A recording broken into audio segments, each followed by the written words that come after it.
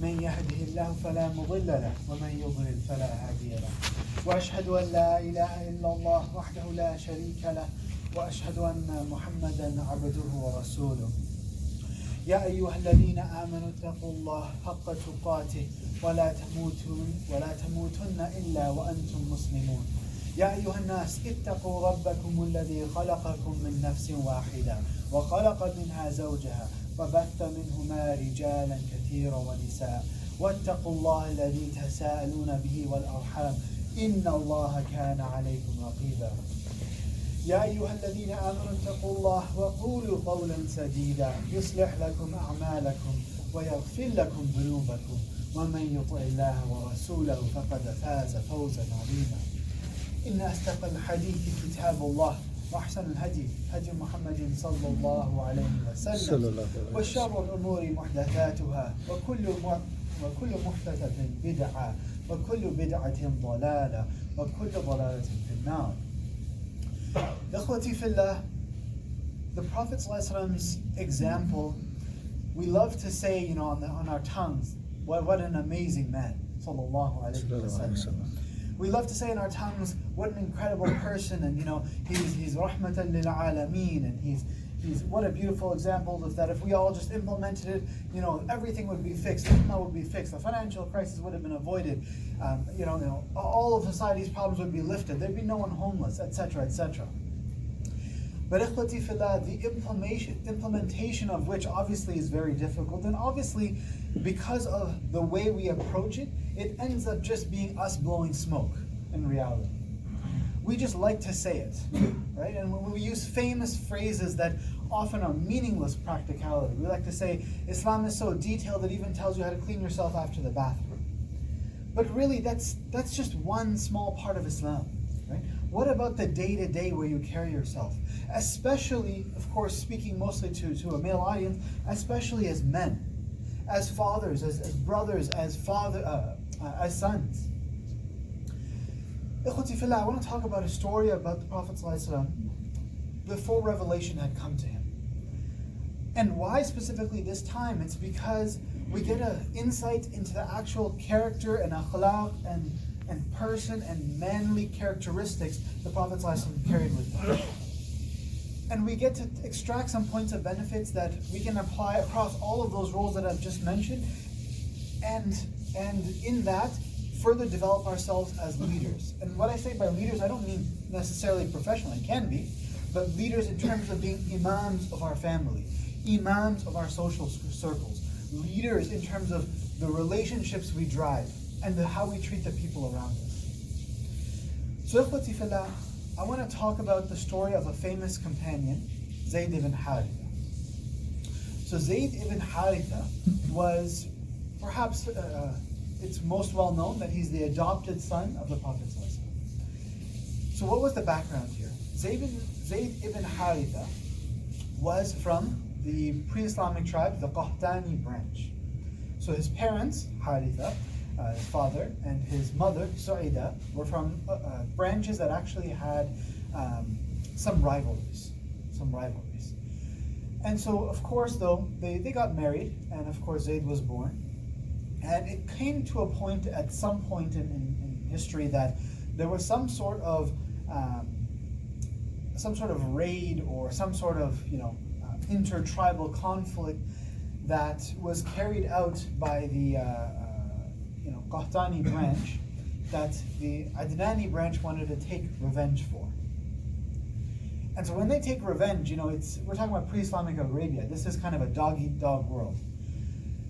So what did the Adnani branch do? They went to the house of Zayd and abducted him. They literally kidnapped him. And so they kidnapped him, they took him away, and he was brought to one of the markets that all the Hujjaj, and there was a Hajj that used to take place, of course, in a different form pre-Islam, to the markets that would serve the Hujjaj. So it's really a hustling and bustling market. Like there's a lot of people, they're from all over the world, a lot of business is happening. And so he was told people, he's a slave, don't worry about it. Zayd at this time was probably, early teens, maybe a preteen, somewhere around this age, a very, very young man. So maybe for the first fa'idah, just to understand who Zayd is picture a young boy taken, ripped away from his mother and father by people who are probably his, extended second cousins, uncles, aunts, what have you, and now brought into a market and saying, we're selling you into slavery. At this age, you definitely have a sense of who you are, right? You know who your father is, you know who your mother is, you have your own tastes and preferences, you have your own, perhaps some sort of goals and some sort of idea about what you want your future, and at this young age, he's being ripped away. Imagine the emotional damage on Zayd, and this is an important thing to note as we further explore the story. We know this because we hear stories of children in foster care, children in adopted homes, and their backgrounds they come from, and they become emotionally scarred. May Allah subhanahu wa ta'ala have mercy on them and give them guidance. But these children often become, tend to develop maybe behavioral issues. Maybe they tend to develop difficulties socially. They tend to develop just normally in their lives, right? This is the baggage that Zayd is perhaps coming with now. Of course, qadr of Allah, who ends up purchasing the slave? One of the nephews of Khadija radiallahu anha. Again, all pre-Islamic, even before the Prophet ﷺ got married to Khadija radiallahu anha. And it so happens, of course, that the nephew of Khadija radiallahu anha purchased the slave, brought it back for Khadija radiallahu anha, and of course now Zayd is now spending time with Khadija radiallahu anha in terms of his pseudo upbringing in a sense. So you can imagine now at this point, Su'ida, Haritha, the parents of Zayd are absolutely panicked, right? Like, my child is gone. He could be anywhere, he was stolen, he was sold, who knows? He could be in any part of the world. So of course to some extent there's whatever efforts they can in terms of spreading the word and saying, have you seen this child? He's from the Qahtani branch, he's like this, he looks this way. And of course the word is trying to be spread. But Zayd, of course, at that young, tender age, preteen, what have you, he was sold 400 dirhams, which was a fair price, a good price, according to the classical commentaries. And so he's now being raised in the house of Khadija radiallahu anha, and he eventually became a gift to the Prophet ﷺ when Khadija radiallahu anha married the Prophet ﷺ. Again, this is all pre-Islam. Remember, Prophet ﷺ only got married, or got married to Khadija radiallahu anha when he was around half her age. So Prophet ﷺ was 20, I believe, if I'm not mistaken. And so now the upbringing starts here.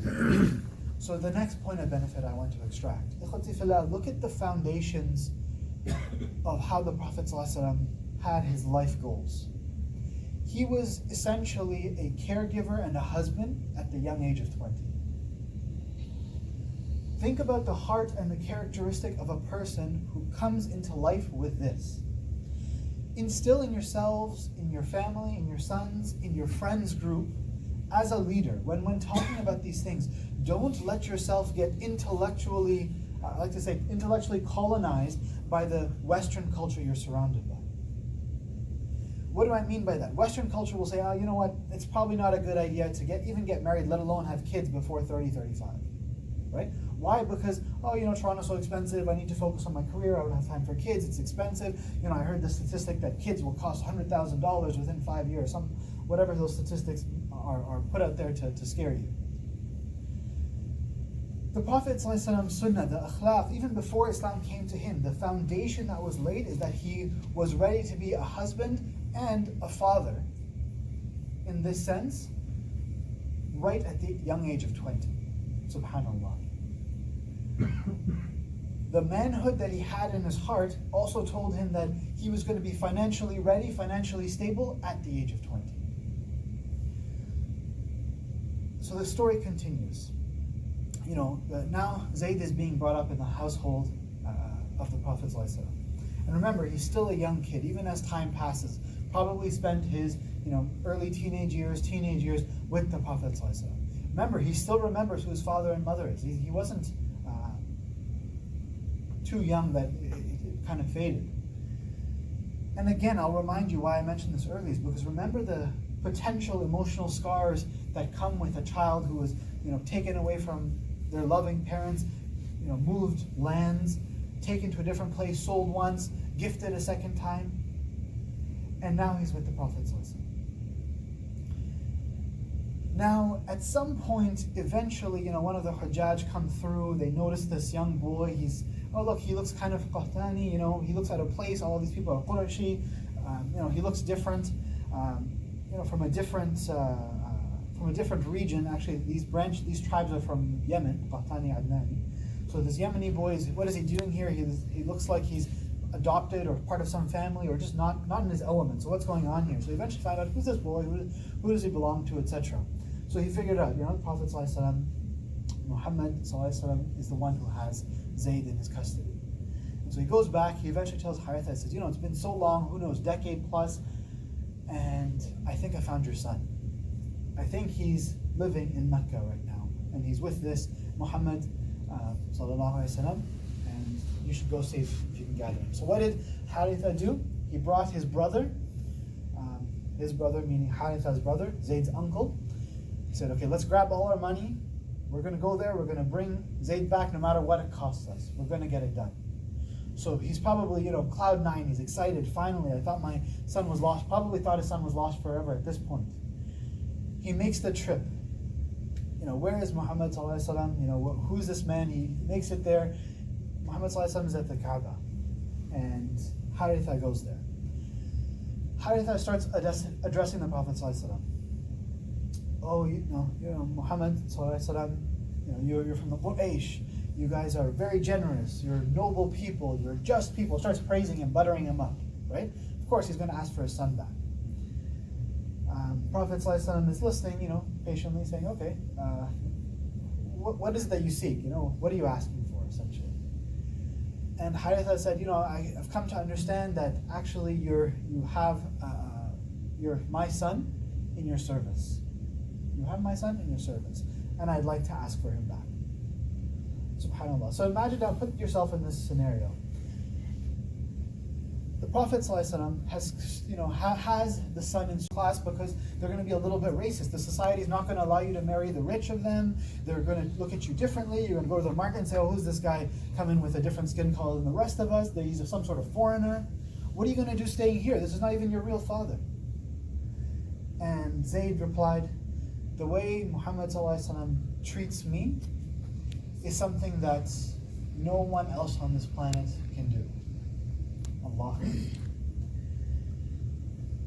And we'll continue extracting lessons in the second part of the khutbah. قُولُوا قَوْلِي هَذَا وَاسْتَغْفِرُوا اللَّهَ لِي وَلَكُمْ وَلِسَائِرِ الْمُسْلِمِينَ فَاسْتَغْفِرُوا إِنَّهُ هُوَ الْغَفُورُ الرَّحِيمُ. Being a manager of employees, of being a son, of being a husband. Imagine the way you must treat your peers to be able for them to say that about you.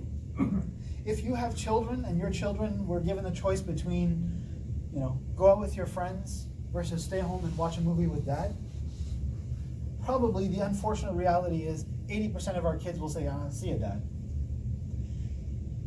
When it comes to our own parents, our brothers, our sisters, our own family, we have to drive that internal leadership that makes them want to spend time with us, that makes them want to love us.